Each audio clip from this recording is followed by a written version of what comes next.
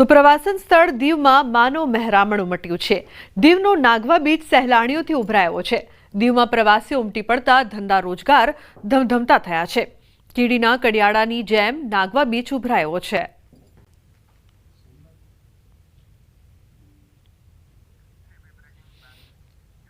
મુંબઈના જોગેશ્વરી વિસ્તારમાં આગ લાગવાની ઘટના બની છે। બિલ્ડિંગમાં આગ લાગતા દોડધામ મચી છે। ફાયર વિભાગની ટીમ પહોંચી છે। ઘટના સ્થળે આગ પર કાબુ મેળવવાનો પ્રયાસ શરૂ કરવામાં આવ્યો છે। તો બિલ્ડિંગમાં આગ લાગતા દોડધામ મચી છે। ફાયરની ટીમ પણ ઘટના સ્થળે પહોંચી છે। આગ પર કાબુ મેળવવા માટે પ્રયાસ કરવામાં આવી રહ્યો છે। મુંબઈના જોગેશ્વરીની સમગ્ર ઘટના બિલ્ડિંગમાં અચાનક આગ લાગવાની ઘટના સામે આવી છે। જોગેશ્વરી વિસ્તારમાં આગ લાગી છે। આગ કયા કારણોસર લાગી છે તે અંગે હજુ સુધી કોઈ જાણકારી સામે નથી આવી, પરંતુ આગ પર કાબુ મેળવવા માટે પ્રયાસ હાલ કરવામાં આવી રહ્યો છે। તો ફાયર વિભાગની ટીમ પહોંચી છે જોગેશ્વરી। બીજી તરફ કચ્છમાં દુધઈ પાસે કાર સળગી ઉઠી। સીએનજી કારમાં અચાનક આગ લાગી છે। ફાયર ટીમે આગને કાબૂમાં લીધી છે। સતત 2 કલાકના પ્રયાસો બાદ આગ કાબૂમાં આવી છે। ભુજ ભચાઉ હાઈવે પર બન્યો છે આ સમગ્ર બનાવ। રાજ્યમાં દિવાળી બાદ પણ આગ લાગવાનો સિલસિલો યથાવત છે। નવા વર્ષે આગની 3 ઘટના સામે આવી છે। અમદાવાદમાં વહેલી સવારે 5 દુકાનોમાં ભીષણ આગ લાગી। રેડિયો મિર્ચી રોડ પર 5 દુકાનોમાં આગ લાગતા દોડધામ મચી છે। ફાયર વિભાગે આગ પર કાબુ મેળવ્યો છે। તો વડોદરામાં ગેસ લાઇનમાં આગ લાગતા દોડધામ મચી ગઈ છે।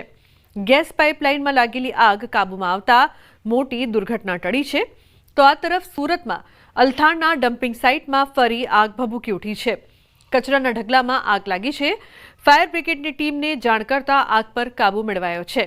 જો કે 7 દિવસમાં ડમ્પિંગ સાઇટમાં ત્રીજી વાર આગ લાગી છે।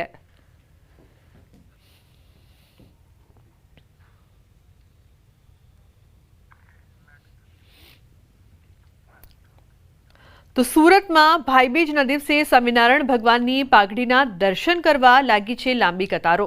સંમત 1881માં સ્વામિનારાયણ ભગવાન સુરત આવ્યા હતા। સુરતમાં થોડા દિવસો રોકાયા બાદ તે સમયના કોટવાડ અરદેશરની સેવાથી ખુશ થઈ ભગવાને સંવત 1881ના માગશર સુદ ત્રીજે પરત જતા પહેલા કોટવાડને શ્રીફળ અને પોતાની પાઘ આપી હતી, જે આજે 201 વર્ષે પણ પારસી પરિવાર પાસે છે, જેને ભાઈબીજ દિવસે દર્શન માટે મૂકવામાં આવે છે।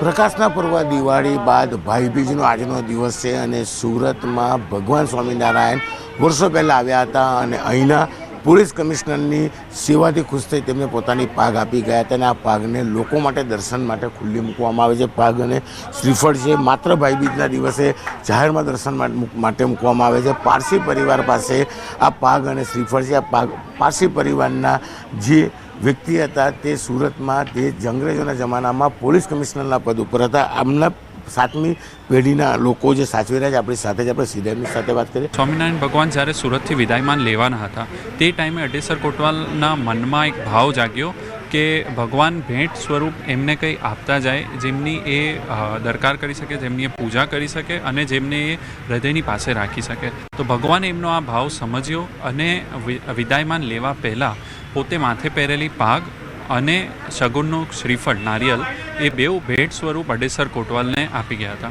તેની વાત અલગ છે અને એની મહિમા અલગ છે। બિલકુલ સ્વામિનારાયણ સંપ્રદાયના લોકો આ પાઘના દર્શન કરવા અહીંયા પહોંચી રહ્યા છે। એક ભાઈ છે, આપણે સીધા વાત કરીશું, તેમની સાથે દર્શન માટે આવ્યા છે। મોટાભાઈ, શું નામ આપનું? સંજય ઝાલાવાડિયા। સંજયભાઈ, દર્શન કરવા આવ્યા છે, શું જાણો છો એના વિશે, કેટલો મહિમા? આપણે અરદેસર કોટવાલા જે છે તેને 251 વર્ષ પહેલાં પાઘને અર્પણ કરેલી હતી।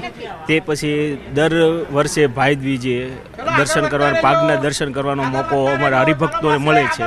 મહારાજના આશીર્વાદ છે અરદેસર કોટવાલા ઉપર અને અમારી ઉપર, જે અમને પાઘના દર્શન કરવાનો મોકો આપે છે એકવાર। બિલકુલ સ્વામિનારાયણ સંપ્રદાયનો ફેલાવો થઈ ગયો છે અને ભગવાન સ્વામિનારાયણ જ્યારે સુરત આવ્યા હતા ત્યારે સેવાને લઈને કહી શકાય કે જે પ્રકારે આ પાઘ આપી હતી, ચોક્કસ ભાઈબીજના દિવસે આ પાઘ પારસી પરિવાર લોકો માટે ખુલ્લી મૂકે છે, દર્શન માટે મૂકે છે અને લોકોનો હરિભક્તોની મહિમા છે। લોકો મોટી સંખ્યામાં પહોંચે છે અને ભગવાન સ્વામિનારાયણના શ્રીફળ અને પાઘના દર્શન કરે છે। કેમેરામેન જીગર ગુગલ સાથે